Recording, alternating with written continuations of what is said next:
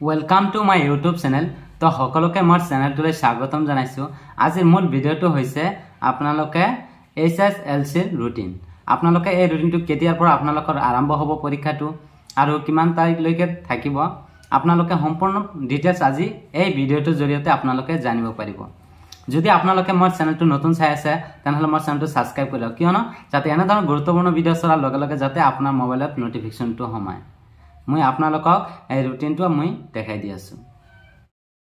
আপোনালোকে ইয়াত দেখিবলৈ পাইছে আসাম SSLC ৰুটিন অসম শ্ৰেণীৰ 10ম শ্ৰেণীৰ বৰ্ডৰ পৰীক্ষাৰ ৰুটিন প্ৰকাশ কৰা হৈছে। কেতিয়াৰ পৰা আৰম্ভ হ'ব আপোনালোকে ইয়াত দেখিবলৈ পাইছে। অলপ স্ক্ৰল আহিব।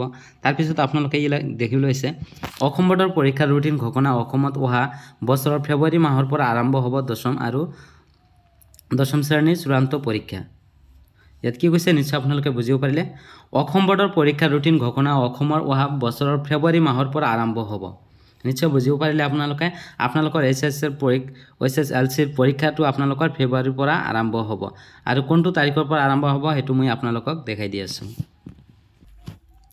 আপোনালোকে ইয়াত দেখিবলৈ পাইছে ইয়াত কি কৈছে অসম বৰ্ডৰ পৰীক্ষাৰ তাৰিখ 2025 হাই স্কুল শিক্ষান্ত SSLC বা 10ম শ্ৰেণী পৰীক্ষা 2025 চনৰ পৰীক্ষাৰ ৰুটিন মুকলি কৰা হৈছে।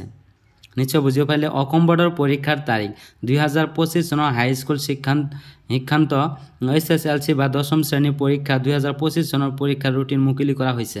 নিশ্চয় বুজিব পাৰিলে। আৰু ইয়াত কি কৈছে আপোনালোকে 15 ফেব্ৰুৱাৰীৰ পৰা 3 মাৰ্চলৈ এই পৰীক্ষা অনুষ্ঠিত হ'ব। নিশ্চয় বুজিব পাৰিলে ভালদৰে আপোনালোকে 15 ফেব্ৰুৱাৰীৰ পৰা 3 মাৰ্চলৈকে এই পৰীক্ষা অনুষ্ঠিত হ'ব। নৱগঠিত অসম ৰাজ্যিক বিদ্যালয় শিক্ষা বোৰ্ডে এই ৰুটিন ঘোষণা কৰে। নিশ্চয় বুজিব পাৰিলে আপোনালোকে। তাৰ পিছত অহা 21 আৰু 22 জানুৱাৰীত অনুষ্ঠিত হ'ব 10ম শ্ৰেণীৰ পৰীক্ষা। নিশ্চয় বুজিব পাৰিলে আপোনালোকে। ভালকৈ মই আকৌ আপোনালোকক পঢ়াই শুনাই দি আছো। অসম বৰ্ডৰ পৰীক্ষাৰ তাৰিখ 2025 চনৰ হাই স্কুল শিক্ষান্ত SSLC 10ম শ্ৰেণীৰ পৰীক্ষা 2025 পৰীক্ষাৰ ৰুটিন মুকলি কৰা হৈছে। 15 ফেব্ৰুৱাৰীৰ পৰা 3 মাৰ্চলৈ এই পৰীক্ষা অনুষ্ঠিত হ'ব। নৱগঠিত অসম ৰাজ্যিক বিদ্যালয় শিক্ষা বোৰ্ডে এই ৰুটিন ঘোষণা কৰে।